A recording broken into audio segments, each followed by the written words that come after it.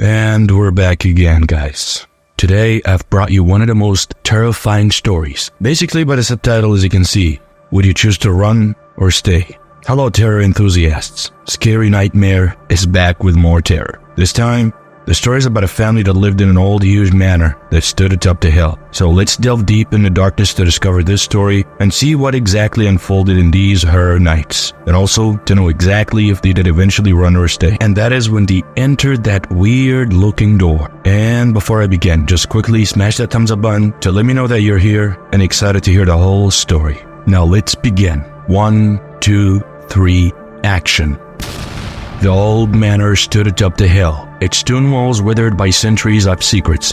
Hollywood men, that's what they called it. A place where shadows clung to the corners and the wind whispered forgotten names. The townsfolk used to avoid it, claiming it was cursed. But when the patriarch of the Hawthorne family passed away, his wealth revealed an unexpected inheritance. So the people that inherited that house, it was basically a family of Eleanor, which is the mother, and Thomas, and that is the dad, and their 2 children, Emily and Samuel. They arrived at the manor on a chilly autumn evening. The wrought iron gates creaked open, and the gravel path led them to the imposing front door. The air smelled of damp earth and decay, and the streets seemed to lean in, as if eager to share their secrets. Inside, the manor was frozen in time. Dust-covered furniture stood like silent sentinels, and faded tapestries adorned the walls. In the attic, they discovered an old wooden chest. So the father of the house, Thomas, he pried it open, revealing a collection of antique toys, and among them, there was a porcelain doll with glassy eyes and a cracked smile. And when it came to Emily, the daughter of Thomas, she was only 8 years old, took an immediate liking to the doll. She named it Isadora, and carried it everywhere. But soon, strange things began to happen. At night, Isadora's eyes seemed to follow Emily, and her porcelain fingers twisted as if alive. Emily's laughter turned into whispers, and her once bright eyes dulled. One stormy night, Eleanor, the mother, woke to find Emily standing by her bed, Isadora clutched tightly in her arms. The doll's eyes glowed crimson, and its mouth moved, though no sound emerged, but Emily's voice echoed in Eleanor's mind. She wants to play. All of a sudden, the manor seemed like it just came to life. Doors smashed shut, and footsteps echoed in empty hallways. Samuel claimed he saw a shadowy figure lurking near the fireplace. Eleanor researched the manor's history and discovered that Isadora had once belonged to a girl named Eliza, who died tragically in the same room where Emily now slept. And as days turned into weeks, Emily grew paler, her laughter replaced by eerie giggles. Isadora whispered secrets to her about the manor, about Eliza, about the spirit that hungered for revenge. Eleanor consulted a local medium, confirmed her fears. Eliza's spirit was trapped, and Isadora was the conduit. The nights grew colder. Eleanor heard Eliza's cries, felt her icy touch. She found old letters hidden in the attic, revealing a forbidden love affair and a betrayal that led to Eliza's death. The spirit demanded justice, and Isadora thirsted for blood. As desperation fueled the place, Eleanor sought a way to freeze Eliza's spirit. She found an ancient ritual that required a sacrifice, the life of the ones who held the cursed object. Emily clung to Isadora, her eyes vacant, her skin translucent. Eleanor hesitated, torn between her daughter's life and the manor's dark secret. Then on the night of the full moon, Eleanor performed the ritual. The manor trembled and Isadora shattered into 1,000 pieces. Eliza's spirit emerged, her eyes filled with gratitude. She whispered, thank you so much," before fading into the shadows. That was the last thing she said. The manor fell silent. Emily returned to her old self, but the memories haunted her dreams. Eleanor vowed never to speak of Isadora again. Yet, as they tried to run away from the Hollywood man, she glimpsed a single porcelain shard on the gravel path, a reminder that some secrets could never be buried. And from now then, it almost seemed like the manor's walls still whispers, and Isadora's fragments lay in wait, ready to piece themselves back together. So as months passed, the Hawthornes settled into their new life. The manor seemed quieter, but Eleanor sensed the lingering presence. Eliza's spirit had departed, yet her sorrow remained etched into the walls. And all of a sudden, Samuel claimed he heard faint music, a haunting melody that echoed through the corridors. Emily now was 10 years old. She now had completely forgotten about Isadora, but one moonless night, she woke to find her bedroom window open. The wind carried the scent of roses, and Isadora's porcelain head lay on her pillow. Its eyes glowed crimson once more. Immediately she ran away from the room, wanting to tell her mother about what exactly happened. But as soon as they went back, they didn't find anything at all. Eleanor resumed her research.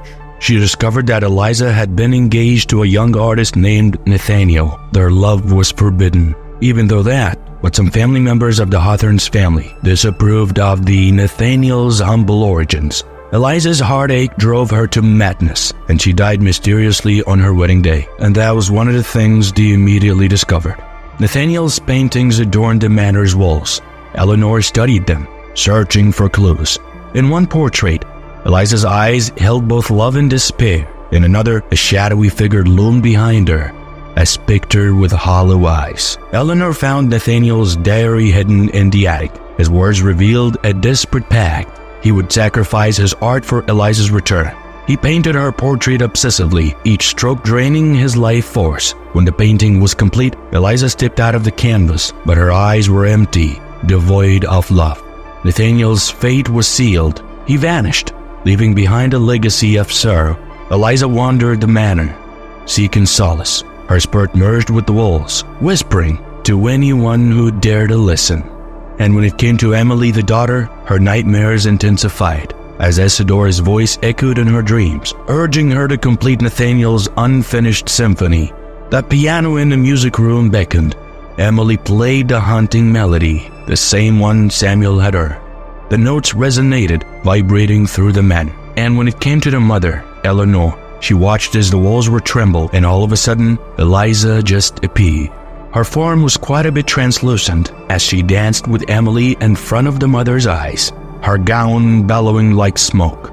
The music swirled, and the manor came alive. Eleanor immediately realized that Eliza sought redemption to reunite with Nathaniel and break the curse.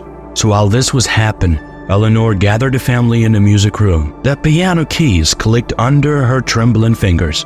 Eliza stood before them, her eyes pleading, and all of a sudden, everybody found Emily playing the symphony, while tears streaming down her face.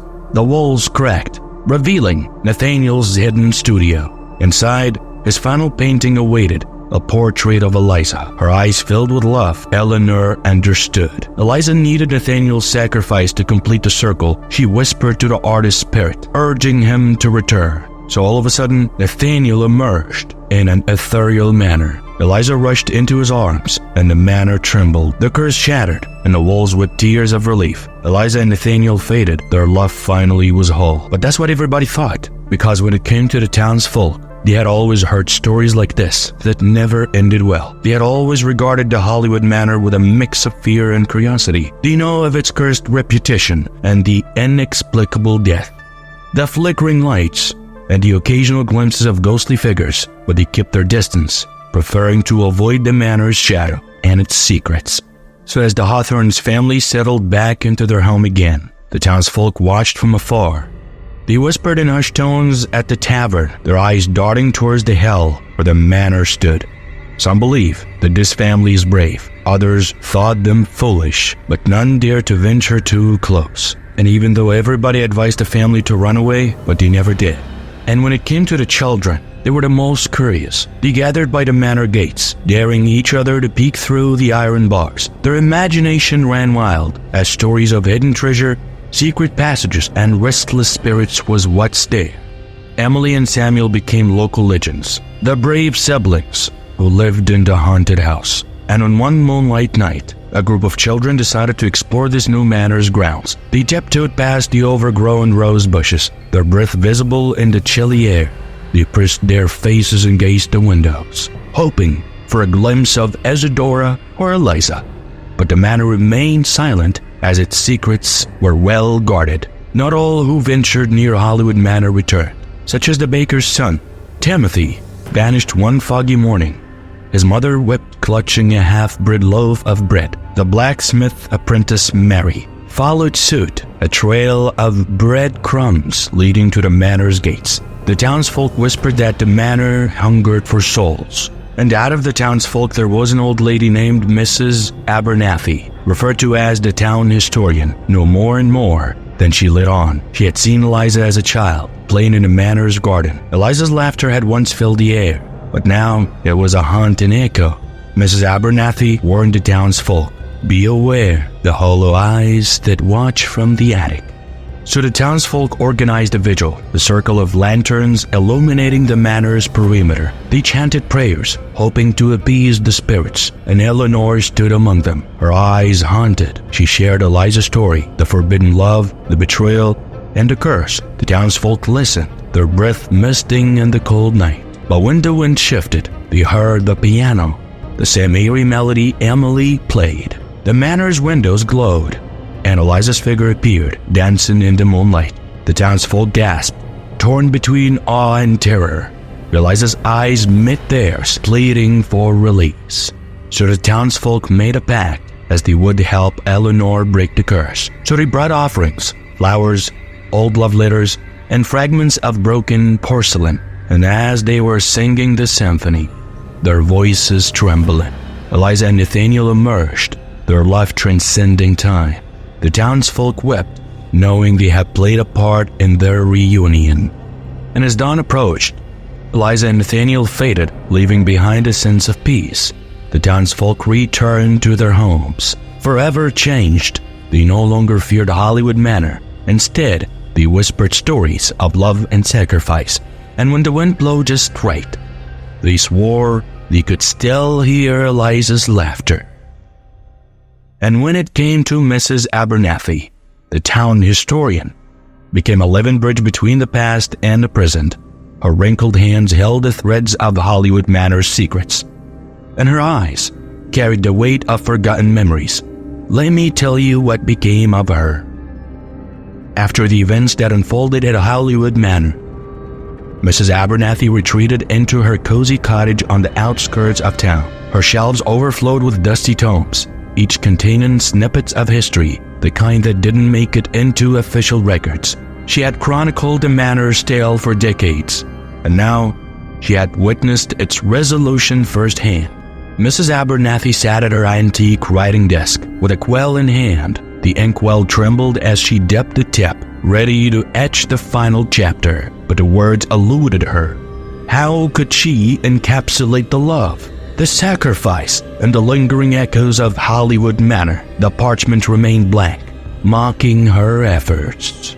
And after that, Eliza's spirit would visit Mrs. Abernathy from time to time. She would appear by the fireplace, her gown trailing like mist. They conversed about Nathaniel, about lost chances, about the beauty of forbidden love. Eliza's laughter echoed through the room, and Mrs. Abernathy listened, her heart both heavy and light. Eliza revealed more secrets, the hidden passages, the forgotten letters, and the portrait that held Nathaniel's essence.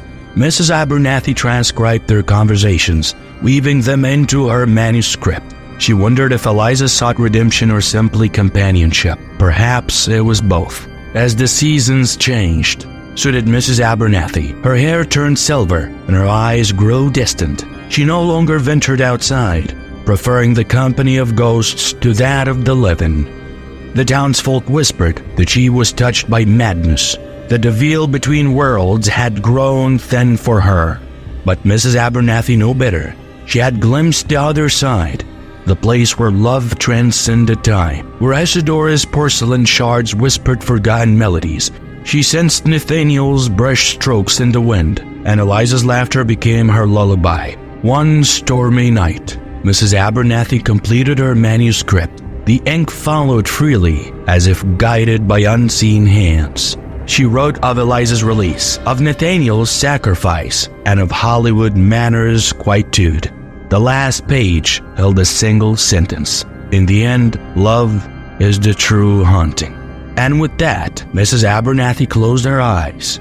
Eliza stood by her bedside, her eyes filled with gratitude. The historian's breath faded, and her spirit merged with the manor's walls. She became a part of its history, a footnote in the chronicles of love and loss. The manor's walls trembled, and the air crackled with energy.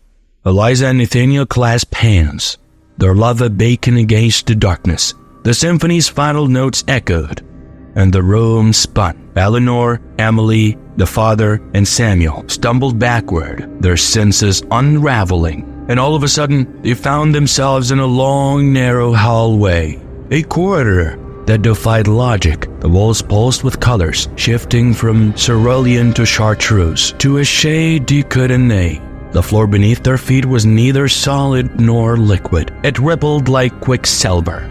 Doors were lining the corridor, each one more bizarre than the last. But there was that one knob that was made of writhing tentacles.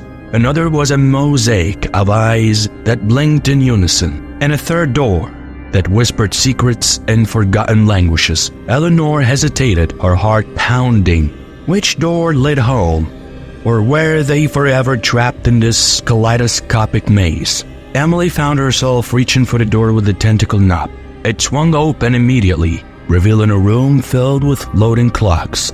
Each tick-tock echoed through their bones, and the hand spun backward, forward, sideways. Time was a liquid here, a substance they could touch and taste. And when it came to Samuel, he pushed open a door adorned with feathers. Inside, gravity shifted. The ceiling became the floor, and the walls curved like a Mobius strip. Samuel spontaneously laughed as his hair started floating around him, and he said, "Mom, we're upside down. We're literally upside down." His voice was both giddy and terrified. And when it came to Eleanor, she chose the door with the whispering voices. She stepped into a room where shadows danced. The walls murmured secrets, the forgotten names of stars, the lost receipts for immortality, and the reasons socks vanish in the laundry. Eleanor listened, her mind expanding like a cosmic jellyfish. Then Emily opened a door that led to a forest of colors. Trees sprouted neon leaves, vermilion, cobalt, and ultraviolet. Birds with iridescent feathers sang melodies that tasted like mint and melancholy. Emily plucked a leaf and held it in her lips. "This is where dreams go when they're forgotten," she whispered. And so they wandered through the corridor, each door revealing a new wonder. A room of mirrors that reflected alternate versions of themselves. Chamber where gravity pulled at their souls, threatening to tear them apart. A library where books whispered their own stories. And at the corridor's end stood a figure, a being of shifting light. Its eyes held galaxies, and its fingers were adorned with keys that unlocked not doors but dimensions. "Welcome," it said, its voice like wind chimes. "You've crossed the threshold." Eleanor asked a question burning in her chest. "Where are we?" The keeper smiled. "This is the Nexus, a place between worlds. Here, love and sacrifice ripple through reality. You've read the story of Hollywood Manor, and now you have a choice." The keeper extended its hand. "Stay or run." Eliza and Nathaniel found peace, but your journey isn't over. You can explore the Nexus, become its chronicles, or step back into your old lives. Emily glanced at her family, their faces etched with wonder and exhaustion. "We choose," she said, "to keep exploring." And so, they stepped into the Nexus, a realm where physics danced with poetry, where time flowed backward and sideways. They became wanderers, seekers of strange truth, and as they vanished into the kaleidoscope, the keeper whispered, "Remember, love is the key that unlocks all doors." And so, dear listeners, the Hawthorns became travelers of the impossible, a family bound by love, lost in the corridors of eternity. And unfortunately, they did not run away. If I was in their shoe, I would have ran the hell out of there, everybody.